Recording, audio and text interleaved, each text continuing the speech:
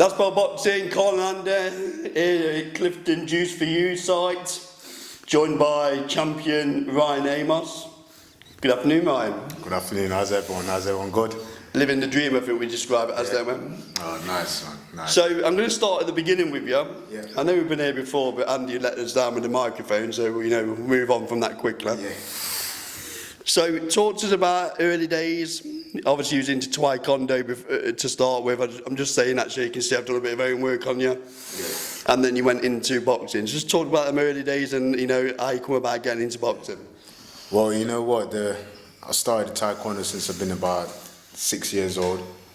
And I trained all the way up to black belt. Did loads of competitions. I should have brought my gold medal from Netherlands. Netherlands, how you pronounce it. Did loads of competitions, so that was one of the competitions that stuck with me because I got a gold medal from there. So from the age of 6 to about 15, 16, I was doing Taekwondo, had a break due to family, things happening in the family and stuff. So I had a little bit of time to myself.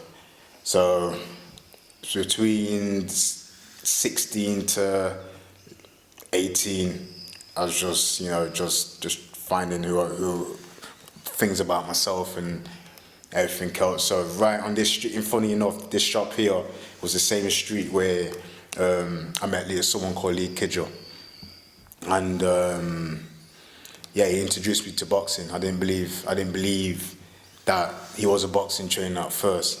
And then he took me to the gym, took me to Liberty's gym, where it was first in town, where the original place was. Snenton Market. Yeah, Snenton Market, the original place. And that's where I seen a good friend of mine, Gary Mayer, and Carl Froch sparring. A good spar that was. And to be honest, watching them two spar made me say, you know what, this is something that I want. Actually seeing two faces that I know of at that time when I was younger, I said, yeah, this is something that I want. It was nice to see. It was exciting. Would it be fair to say that boxing gave you a bit of structure?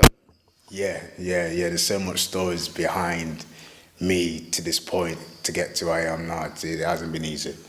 And there's a lot of things that's kept me on a firm road, so to say. So many things that's kept me disciplined.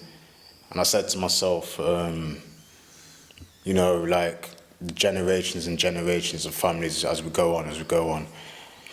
There's a set between me and my cousins where we want to be the first ones to break the mold. So yeah, we speak all the time. I got a cousin that's a rapper in Nottingham, and he's well known. We speak all the time, so we find true guidance between each other, and we just want to be the first to break the mold for the generation after us. So Ryan, let's go back to the question. So obviously you're a young lad, you're in Clifton. How was it you come about meeting ex-champion Errol McDonald? Yeah, that was a fluke as well. Funny enough, when the Bronx gym closed down, Lee just rang me out of nowhere and said, I got some sparring for you. So we always used to do crazy things. Like one time he rang me, I got a fight for you.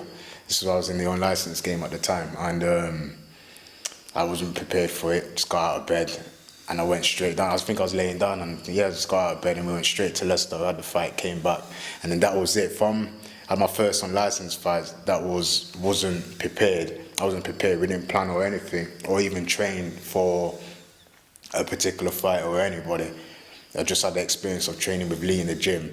That was it. So before even meeting Errol McDonald and talk about my licensed background, we just literally used to fight all the time. We used to travel everywhere and get loads of fights.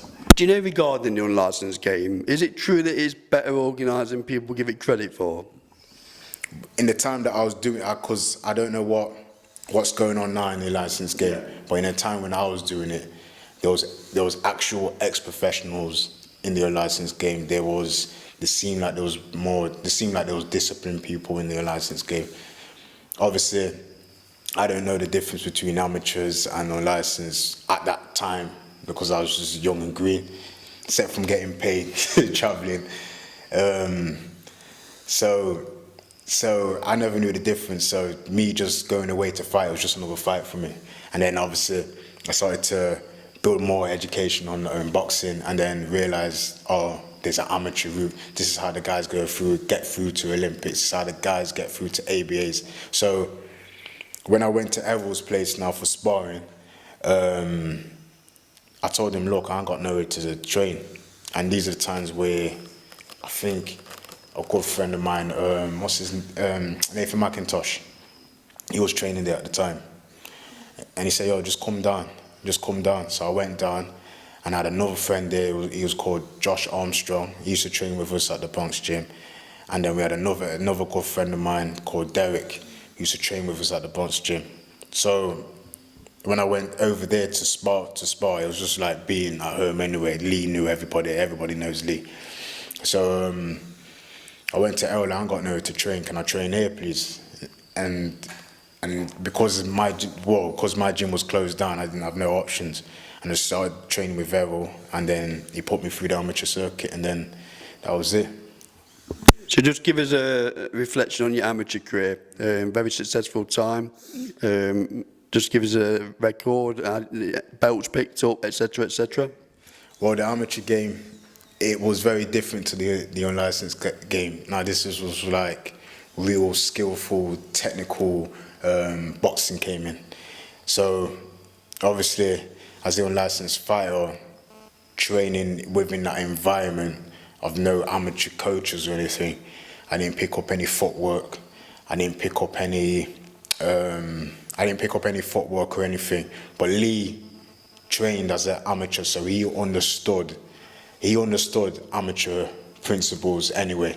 But when I got into the amateur environment, there was a lot more, instead of fighting, there was a lot more hit and move, which I couldn't really understand at the time. I'm thinking, why don't these guys want to engage and fight?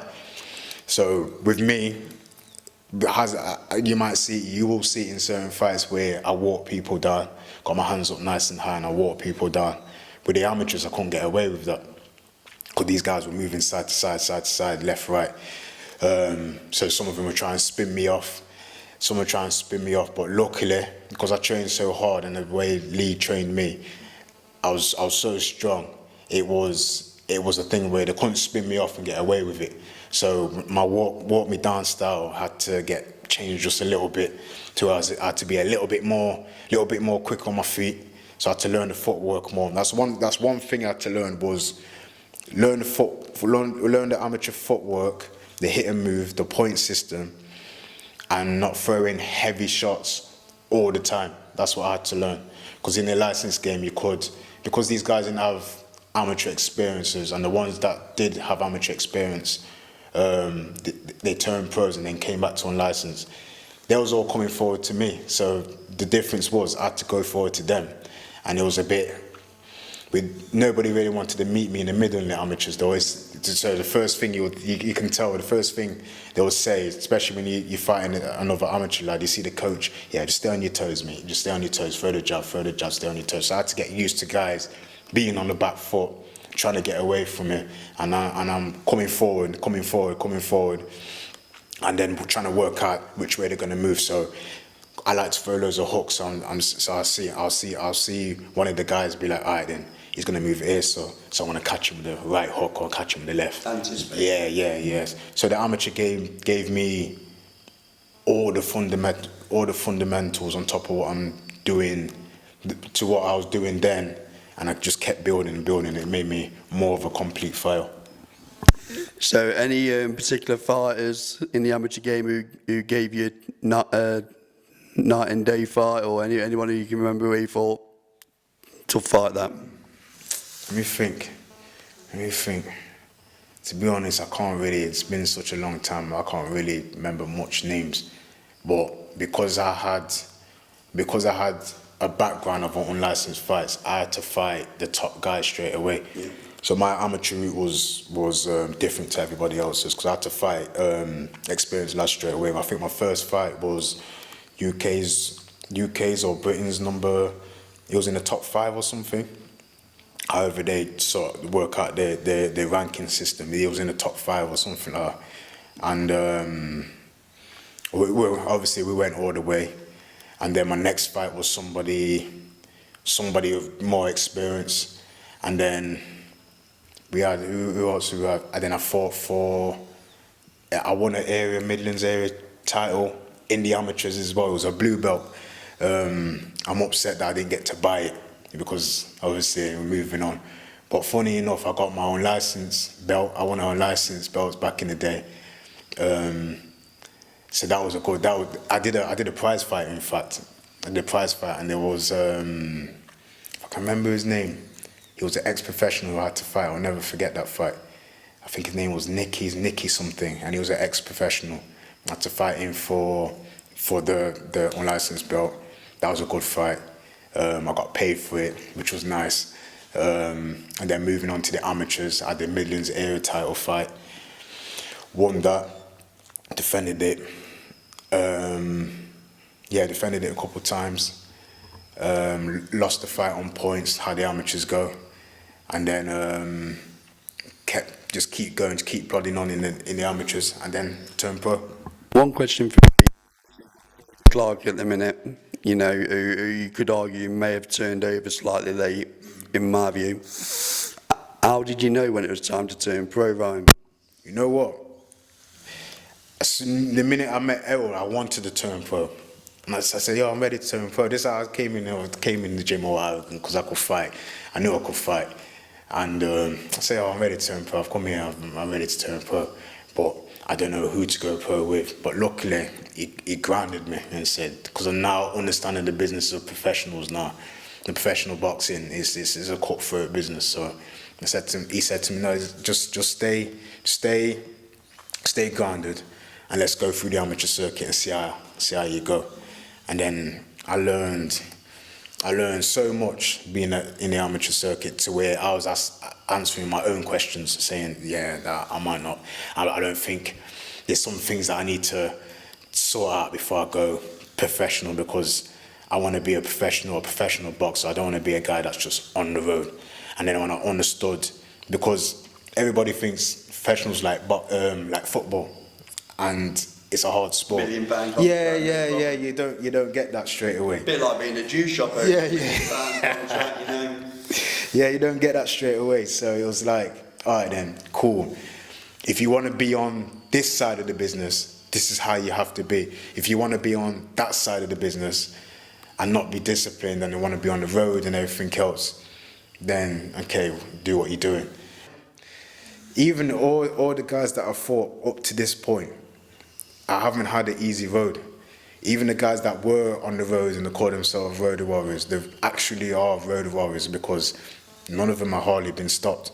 There's 3 guys I will mention. Dale Alsmith, because he was my first professional fight. That was my first professional fight. Can I guess the second one? Which one's that? I reckon you're going to go for Devlin. Me and Devlin are pals now. He's a friend of mine. I was going to go for someone else, Sergio Obama. Yeah, he was tough. He was like a bull. And he prepared me for the title, for the Midlands title fight. He prepared me for that fight. I knew I was strong by the things that what I do. But Serge made me answer questions in myself that I never knew that I had to answer. And he's one fighter that I knew.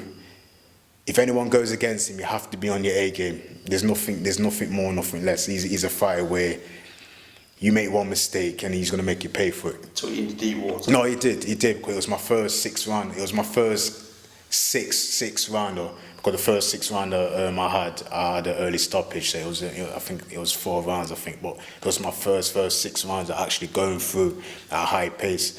I fight on the front foot. He was actually the first person that made me.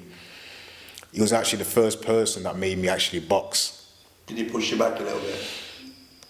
No, he didn't push me back, but he met me in the middle, and he wasn't going back. Toe to toe. Yeah. So when you meet someone in the middle, it's either you can shoot it out, or who's the best boxer on the night. So if I meet someone and we're going in the middle, if you're not stronger than me, you're gonna have a hard time. So I'm gonna force you to box. And if you box and you're moving on the back foot and I know you're scared, then that's even more better for me. But if I know someone's in the middle and he wants to have a shootout with me, and I know he's not technically gifted in the way that I am, then you can just box. So he made me box that night. That's all I know. So I'm like, shit, this is round 7 now, round 8, and I'm thinking to myself, boy, it's round 8. I'm thinking, oh, we've got 2 more rounds left, but you're counting the rounds, you're looking up, you're counting the rounds. You're thinking, there's that one point in the fight, I looked up and I said, I'm thinking, what round is it? Because the fight's going on forever. No, there's no breaks, and you don't know if the other fighter's tired. He's been in it before, I haven't. You understand? So it was like, for me, I'm answering all them questions. What it's going to be like if I get clipped, if he hits me while I'm tired. I don't understand. I don't know. You know what I mean? You see fighters win a whole fight, get to round 10, last 30 seconds, get clipped, and you think to yourself, they was winning the whole fight. So you're thinking to yourself, are my legs going to keep up? I've been doing all this running, I'll be all right. But no, you have to answer all them questions. My first 4-rounder, you answer those questions, because amateurs you only do 3. On license, I think I was only doing, the most I ever did was 10 twos or 6 twos one time.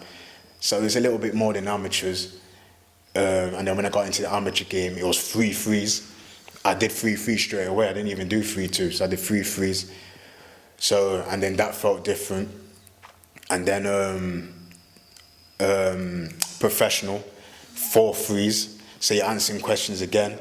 And then you go into 6 rounds, you're answering questions again, and then a 10-rounder, that was it for me. So I knew where I was at. So it finished a draw. Yeah. What were the conversations in the ring? Was it let's play it back? We're going to go again, or did you think you'd get the rematch? I think it was a crowd-pleasing fight. So if they didn't know who Ryan Amos was then, they know who he was now. So I feel like I even picked up my own Leicester fans at that fight, at the first one anyway.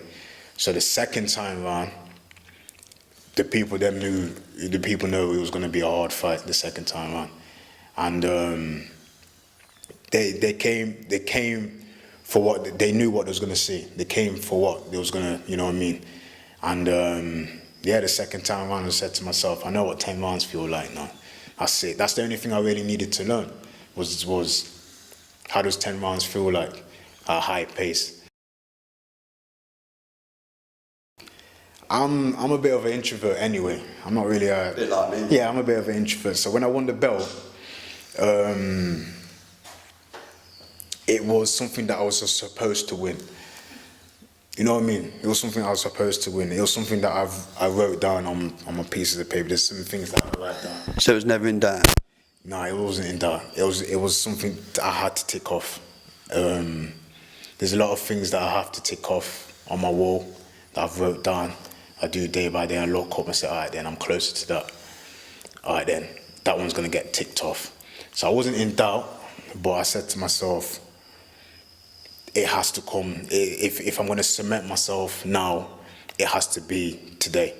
So yeah, I was never in doubt, but I knew in myself. I said, okay, you got this one out the way. You got to keep pushing. I was training.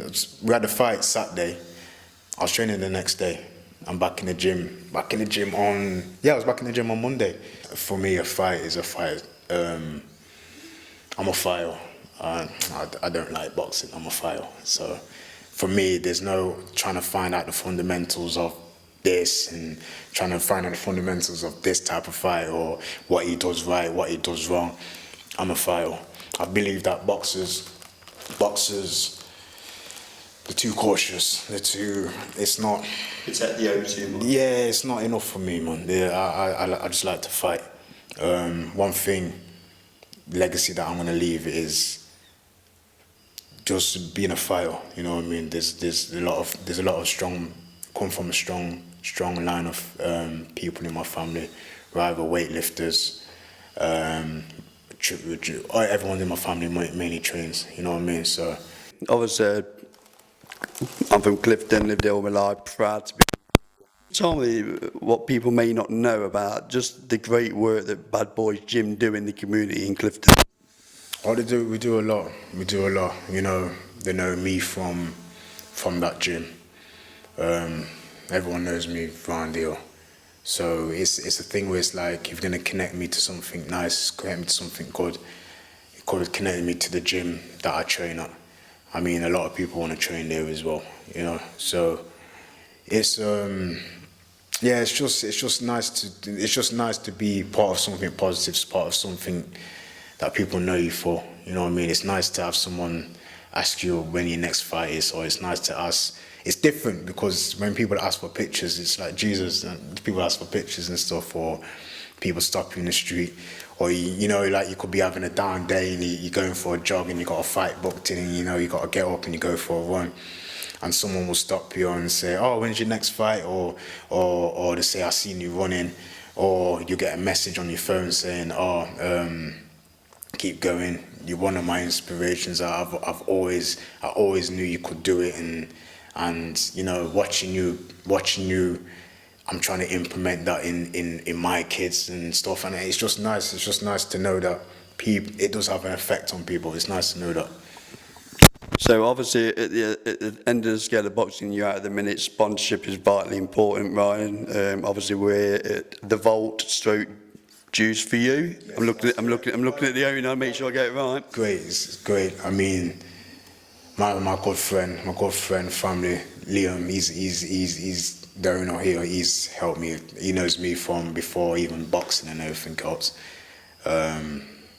He's watched me grow up, to be honest. He's known me since I've been, he's known me since I've been, the early teenagers. He's known me, so he's been around me for a long time. So I always speak to, he always helps me out. He always talks to me on a level, and he keeps me grounded as well, because it's somebody that I can speak to, somebody that I can confide in, and he helps me out with a lot of things. You know what I mean? Just talking to him alone just gives me enough confidence and to implement it in my life. You know what I mean? So yeah. I'm sure these are the best juicers in Clifton. Oh yeah, all day. Not biased, so yeah, of course. So, just as a final shot then, I think we should talk about Lee Wood's fight next Saturday. Yeah. Obviously, Last Bell Boxing will be there, by the way, little plug there. Media, I might add, Ryan, media passes. So, give us your prediction. Tough fight. How's it go? I want to say one thing. Lee Wood was, when I went to the Bronx gym, and Lee Wood was training there with another good friend called Mark. That was the guy that he always used to do pad work with. He inspired me because the way he trained as a professional. Me to do. There's one thing he did one time. He was skipping. He was in a session. He was skipping, and he got down. And he got down. And Mike Tyson goes, and he skips. I said, shit, I want to do that. And then from then, it was like, okay. Started learning all the jump rope skills and all that. So yeah, Lee, the way he carries himself, because I've seen him from the amateurs to professional, and I can remember, funny enough, he had his first fight. I think he had his debut in Clifton Leisure Centre. He did. Yeah. So look at that then. Yeah, he had his debut in Clifton Leisure Centre, and it was just nice to witness somebody that I know that I was training with, was close to me, go to professionals and become the person he is today. It's just nice to be around someone like that. The top lad. Yeah. Very proud of him being from Nottingham. And then the last one for me is regarding a good friend of yours, Stanard. Title fight next week on the Boxer Show at Bournemouth. Potentially a breakout fight for Stan. Obviously done his rounds on the small hall circuit, so, you know, fingers crossed for Stan. Yeah, fingers crossed for him. He's another guy that we've trained together. We've done rounds together as well.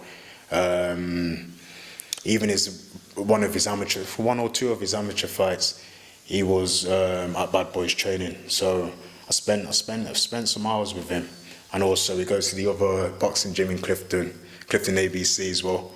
So I spent some hours with Stan. So Stan's another good friend of mine. So yeah, I'm rooting for him, man. I just feel like everybody that's from this part, and everybody that's from this part and put their heart and soul into boxing, I just wish them all the best, because it's nice to have people that we all know that, okay, he's doing it, and we're all close, we all know each other. Right, I'm going to wrap the interview up there, okay. We're very proud of you in Clifton, very proud to follow your journey. It's only just beginning.